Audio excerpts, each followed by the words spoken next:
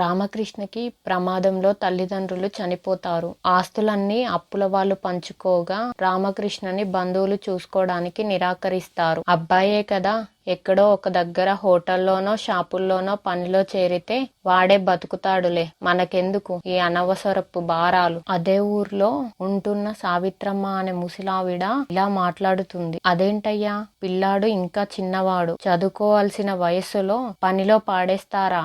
రక్త సంబంధికులు ఉండి కూడా ఇలా మాట్లాడతారేంటి? మాకేం సంబంధం లేదమ్మా, అంత జాలి ఉంటే మీరే తీసుకెళ్లి చదివించుకోండి. సరేనయ్యా, ఈ బాధ్యత నేనే తీసుకుంటాను. నాకున్నంతలో వీడిని ప్రయోజకుడిని చేస్తాను. అలా రాముని సావిత్రమ్మ ఇంటికి తీసుకొని వస్తుంది. నేను నిన్ను ఏమని పిలవాలి? నానమ్మ అని పిలవచ్చా? అలాగే పిలువు నాన్న. నానమ్మ, నీకు ఎవరూ లేరా? ఒక్కదానివే ఉంటున్నావు? నాకు ఒక కూతురు, భర్త. కూతురికి 8 ఏళ్ల వయసులోనే జ్వరం వచ్చి చనిపోయింది. తర్వాత కాలంతో తాతగారు కూడా జబ్బు చేసి చనిపోయాడు. అలానా నానమ్మ? నేను పెద్దయ్యాక నిన్ను బాగా చూసుకుంటాను నానమ్మ. సావిత్రమ్మ చాలా సంతోషపడుతుంది. బాబు తన చదువుని కొనసాగిస్తూ కొన్ని సంవత్సరాలు గడుస్తాయి. అయ్యా, ఈ ఏడు నీ చదువు అయిపోతుంది కదా? అవును నానమ్మ, ఈ పరీక్షలు అయిపోతే పట్టా చేతికి వచ్చేస్తుంది. నీ కష్టం ఫలించినట్టే. నా కష్టం ఏముంది నాయనా, నిన్ను ఇలా ప్రయోజకుడిగా చూడాలన్నదే నా తపన. ఇప్పుడు నాకో కోరిక ఉంది. నీ చదువు అవ్వగానే పెళ్లి చేసుకో నాయనా. అప్పుడే పెళ్లి ఏంటి నానమ్మ? ఇంకా నేను ఉద్యోగంలో చేరి స్థిరపడలేదు. నిన్ను మహారాణిలా చూసుకోవాలి, అప్పుడే కదా పెళ్లి. అదే కదయ్యా, నీకేమో నేను తప్ప ఎవరూ లేరు, నాకేమో వయసు పైబడుతుంది. నా ప్రాణం ఎప్పుడు ఉంటుందో ఎప్పుడు పోతుందో నాకే తెలియదు. ఈ ముసలిదాని కళ్ళు మూతబడేలోపు నీకు ఒక తోడుని, ఈ ఇంటికి ఒక మహాలక్ష్మిని చూసి పోవాలని ఉంది. అప్పుడు గాని నా జీవికి శాంతి ఉంటుంది. నానమ్మ, నువ్వు అలా మాట్లాడకు. నీకు సంతోషం కలుగుతుందంటే నువ్వు ఏ అమ్మాయిని చూసి పెళ్లి చేసుకోమంటే ఆ అమ్మాయినే పెళ్లి చేసుకుంటాను. సావిత్రమ్మ చాలా సంతోషపడిపోతుంది. రామకృష్ణకి కూడా సంబంధాలు చాలా వస్తుంటాయి. పక్క ఊరు నుంచి ఒక సంబంధం వస్తుంది. ఆ సంబంధం సావిత్రమ్మకి నచ్చుతుంది. అమ్మా, ఇక్కడ సావిత్రమ్మ గారంటే మీరేనా? అవును బాబు, నేనే. మీరు? నమస్కారం అండి సావిత్రమ్మ గారు. నా పేరు సుబ్బారావు. నేను పక్క గ్రామం రామాపురం నుంచి వచ్చాను. అలాగా, రండి బాబు, వచ్చి ఇలా కూర్చోండి. సావిత్రమ్మ గారు, సూటిగా విషయానికి వస్తున్నాను. నాకు ఒక కొడుకు, ఒక కూతురు. మీ మనవడు రామకృష్ణ గురించి మా అబ్బాయి ద్వారా చాలా విన్నాను. తల్లిదండ్రులు లేకపోయినా మీరు అతనిని పెంచి పెద్ద చేసిన తీరు, అతని సంస్కారం చూసి నా కూతురుని మీ ఇంటి కోడలిగా పంపాలని అనుకుంటున్నాను. అదేంటయ్యా, మాది చిన్న ఇల్లు. నా మనవడు సామాన్యుడు. ఉన్నతమైన సంబంధాలు వదిలి మా రామకృష్ణను అడగడానికి వచ్చారేంటి? ఆస్తులు ఎవరైనా సంపాదిస్తారు సావిత్రమ్మ గారు, కానీ మంచి గుణాన్ని సంపాదించడం కష్టం. మీ గొప్పతనం అర్థమైంది.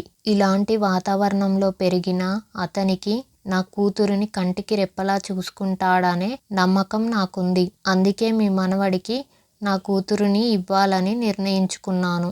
నీ మాటలు వింటుంటే చాలా సంతోషంగా ఉందయ్యా. సరే, అలాగే కానియ్యండి. సరే అమ్మా, మీరు మీ మనవడితో మాట్లాడి మీ మనవడికి ఇష్టమైతే మీ అభిప్రాయాన్ని తెలియజేయండి. ఆ రోజు రాత్రి భోజనం చేస్తూ సావిత్రమ్మ రామకృష్ణతో ఇలా మాట్లాడుతుంది. అయ్యా, నీతో ఒక విషయం మాట్లాడాలి అనుకుంటున్నా. చెప్పు నానమ్మా. అయ్యా, నీ చదువు అయిపోయింది, ఉద్యోగం కూడా చేస్తున్నావు. పక్క ఊరు నుంచి సుబ్బారావు గారు వచ్చారు. తన కూతురుని నీకిద్దామనుకొని ఈరోజు వచ్చి నాతో మాట్లాడారు. నువ్వేమంటావు మరి? నానమ్మ, నీకు ఒక మాట చెప్పనా? నేను స్థిరపడేంత వరకు ఆగుదామని అనుకున్నాను. కానీ నీ కళ్ళల్లో ఆ ఆశ చూస్తే వద్దు అని చెప్పలేకపోతున్నాను. వారు ఆస్తులు చూసే కుటుంబం కాదయ్యా. నీ గుణం నచ్చి వెతుక్కుంటూ వచ్చిన సంబంధం. నీ సంతోషం కంటే నాకు ఏదీ ఎక్కువ కాదు నానమ్మ. సరే, నేను ఒప్పుకుంటున్నాను. ఆ తర్వాత వాళ్ళిద్దరికీ పెళ్లి జరుగుతుంది. సావిత్రమ్మ గారి సంతోషానికి అవధులు లేవు. అమల కొంతకాలం బాగానే ఉన్నా తర్వాత ముసలామెకు సేవలు చేయడం ఆమెకు నచ్చదు. అలా ఒకరోజు, ఎందుకు ఊరికే అటు ఇటు తిరుగుతారు, ఒకచోట కూర్చోండి. దగ్గు వస్తుందమ్మా, మందులు వేసుకుందామని వెళ్తున్నాను. ఎప్పుడు చూసినా దగ్గు, మందులు. మీ ఆరోగ్యం కోసమే చాలా ఖర్చవుతుంది. ఆ మాటకి సావిత్రమ్మ మౌనంగా ఉండిపోతుంది. కొద్దిసేపటి తర్వాత రామకృష్ణ పని ముగించుకొని ఇంటికి వస్తాడు. అమలా, మంచినీళ్ళివ్వు. ఏమైంది నీకు, అలా ఉన్నావు? నీళ్లు ఇస్తానులేండి, కానీ ముందు గదిలో ఉన్న ఆమె గురించి ఏదైనా చెయ్యండి. ఆవిడ అవసరాలు చూసుకోవడమే సరిపోతుంది. నాకంటూ అసలు సమయం ఉండట్లేదు. అమలా, ఆమె మనకు కేవలం ముసలామే కాదు, నా ప్రాణం నిలబెట్టిన దేవత. నానమ్మ ఆరోగ్యం బాలేదు కదా, అలా అనకు. ఆమె దేవతో కాదో నాకు అర్థం కావడం లేదు. పండగ వస్తుంది, నాకు పట్టుచీర కొనిస్తాను అని చెప్పారు. ఆవిడ వైద్యానికే ఇంత ఖర్చు పెడుతుంటే నా కోరికలు ఎప్పుడు తీరుస్తారు? పండగలు పోతే మళ్ళీ వస్తాయి అమలా, కానీ మనిషి ప్రాణం పోతే రాదు. ఇప్పుడు నానమ్మ వైద్యమే ముఖ్యం. అంటే ఆవిడ కోసం నన్ను త్యాగం చేయమంటారా?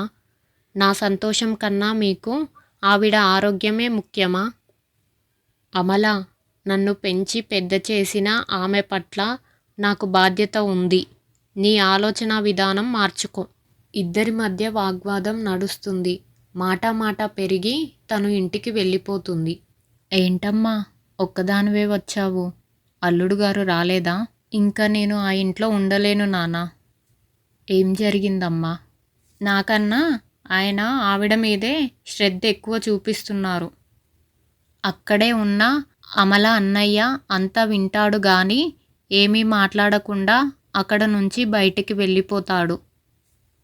ఏంటి నాన్న, అన్నయ్య ఏమీ మాట్లాడకుండా వెళ్ళిపోతున్నాడు? నేనేమైనా తప్పు చేశానా? అన్నయ్య గురించి నీకు తెలుసు కదమ్మా అని మాట దాటేస్తాడు. మరుసటి రోజు తన కొడుకుతో మాట్లాడుతాడు. ఏంట్రా పెద్దోడా, ఇలా జరిగింది.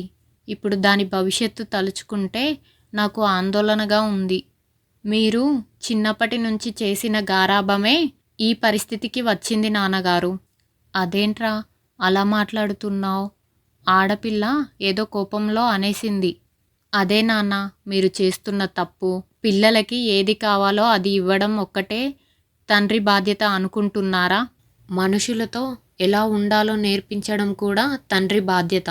చదువు, సంస్కారం అంటే కేవలం పుస్తకాల్లో ఉండేది కాదు. ఎదుటి మనిషిని, వయసుని, వారు చేసిన త్యాగాన్ని గౌరవించడం. అది నేర్పించడంలో మనం విఫలమయ్యామని నాకు అనిపిస్తుంది. ఇప్పుడు ఏం చేయాలో నాకు అర్థం కావడం లేదురా. మీరేమి కంగారు పడకండి నాన్న, అన్నీ సర్దుకుంటాయి. నేను చూసుకుంటాను. మీరు నిశ్చింతగా ఉండండి. కొన్ని రోజుల తర్వాత అమల తండ్రి అనారోగ్యానికి గురవుతాడు. అమల అన్ని దగ్గరుండి చూసుకుంటుంది. నాన్న, ఈ మందు తీసుకోండి. ఏం వద్దులే అమ్మా, చిన్న జ్వరం, తగ్గిపోతుందిలే. ఇలా ఉండగా రవి మాత్రం తండ్రిని పట్టించుకోడు. తన పని తాను చేసుకుంటూ వెళ్ళిపోతాడు. ఇదంతా చూస్తున్న అమల ఉండబట్టలేక కోపంతో అడుగుతుంది. ఏంటి అన్నయ్య, నాన్నగారికి ఆరోగ్యం బాలేకపోతే ఒక్కసారైనా అడిగావా? దగ్గరికి వచ్చి పలకరించావా? నీకు బాధ్యత లేదా? బాధ్యత? నా బాధ్యత గురించి అడిగే ముందు నీ బాధ్యత గురించి తెలుసుకో. నేనేం చేశాను?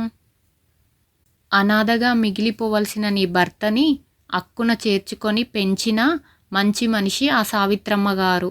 ఆమెను ఈ వయసులో చూసుకోవడం అతని బాధ్యత కాదా? ఈ వయసులో ఆమెకి నువ్వు ఆసరాగా ఉండాల్సింది పోయి ఆమెని సూటిపోటి మాటలతో బాధ పెట్టావు. అన్న మాటలకు అమలకి తన తప్పు అర్థమై ఏం మాట్లాడకుండా ఉండిపోతుంది. నన్ను క్షమించండి అన్నయ్య, నా తప్పు అర్థమైంది. నాకు ఆ ఇంటికి వెళ్ళడానికి మొహం చెల్లట్లేదు. నాకెందుకు చెల్లి క్షమాపణలు? వెళ్ళి ఆ సావిత్రమ్మ గారిని క్షమించమని అడుగు. అయ్యా, రేపో మాపో పోయే ఈ ముసలిదాని కోసం ఎందుకయ్యా మీకు పట్టుదలలు? నానమ్మ, నువ్వు ఏమీ ఆలోచించమాకు. అమల గుణం గురించి నాకు తెలుసు. అన్ని పరిస్థితులు చక్కబడతాయి. నాకు గోదాం దగ్గర పని ఉంది, నేను వెళ్ళి వస్తాను అని చెప్పి రామకృష్ణ అక్కడి నుంచి వెళ్ళిపోతాడు. కొద్దిసేపటి తర్వాత సావిత్రమ్మ మంచం మీద పడుకొని ఉండగా తన మంచం దగ్గర ఏదో అలికిడి గుర్తిస్తుంది. తిరిగి చూడగానే అమల ఉంటుంది. సావిత్రమ్మ గారు ఎంతో సంతోషపడిపోతారు. రామ్మ, వచ్చి ఇలా కూర్చో. నన్ను క్షమించండి అమ్మమ్మ. అజ్ఞానంతో కళ్ళు మూసుకుపోయి మిమ్మల్ని అనరాని మాటలు అన్నాను. నన్ను క్షమించండి. చూడమ్మా, జీవితంలో కోపతాపాలు ఇవన్నీ సహజం. ఇవి మనిషిలో భాగం. మళ్ళీ నిన్ను చూస్తానని అనుకోలేదు. ఇప్పుడు నాకు చాలా సంతోషంగా ఉంది. అమల ఆ మాటలకి సంతోషపడిపోతుంది. ఆపద సమయంలో సావిత్రమ్మ గారు తన పట్ల చూపించిన బాధ్యతను రామకృష్ణ కూడా అంతే కృతజ్ఞతాభావంతో తన బాధ్యతని నిర్వర్తించాడు.